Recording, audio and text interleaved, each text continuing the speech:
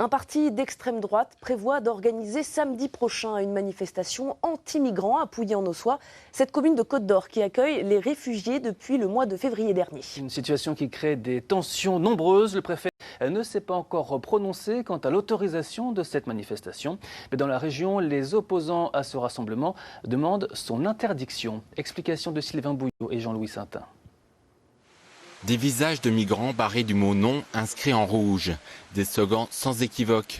Le site Facebook du Parti de France, parti créé par Karl Lang, dissident FN, annonce clairement la couleur, celle d'une extrême droite radicale.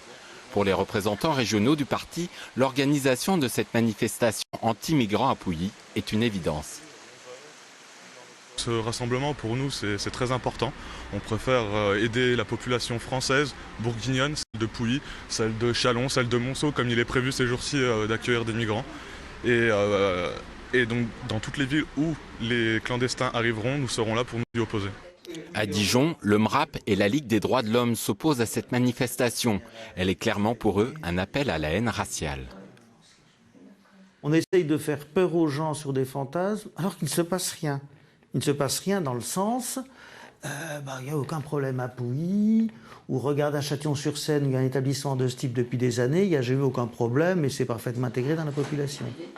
Les opposants s'organisent. Les deux associations ont écrit au préfet pour demander l'interdiction de la manifestation. Du côté de la préfecture, on examine de près la situation.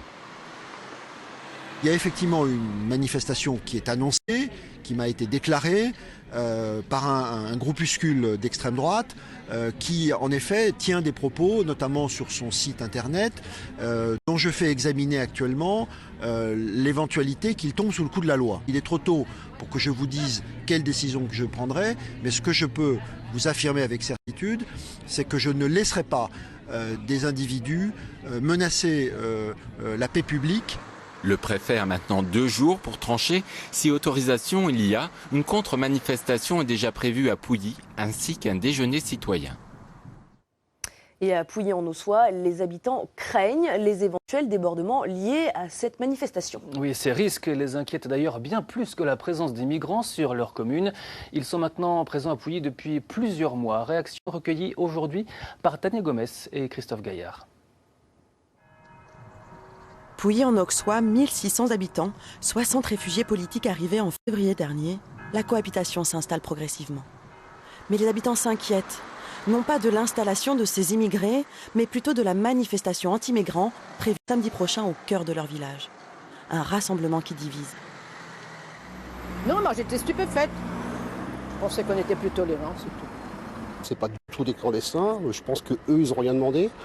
On est là aussi pour les aider. Et les gens critiquent, je ne sais pas pourquoi. J'ai vu des choses, ils me font peur, j'ai peur pour mes enfants.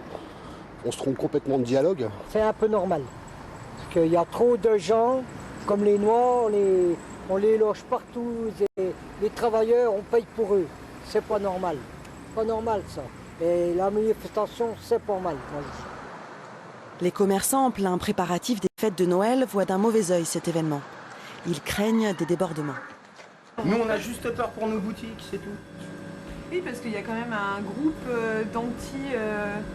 Je suis pas trop court.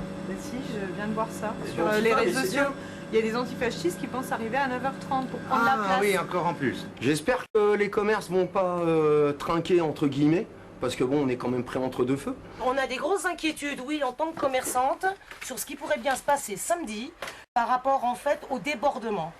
Pour la simple et bonne raison, c'est qu'aujourd'hui, vous avez à un moment ou à un autre, on va dire, un groupement néo-nazi qui va être là, alors qu'ils n'habitent pas sur place. On va être dans un village qui, normalement, samedi, va être cloisonné par la gendarmerie. Ça va être super top. Le maire de la ville n'a pas tenu à s'exprimer devant notre caméra pour ne plus attiser la médiatisation de sa commune. Il tient juste à poursuivre la mission d'accueil mise en place il y a 9 mois. Une octogénaire est décédée en fin de matinée dans l'Yonne. Elle a été retrouvée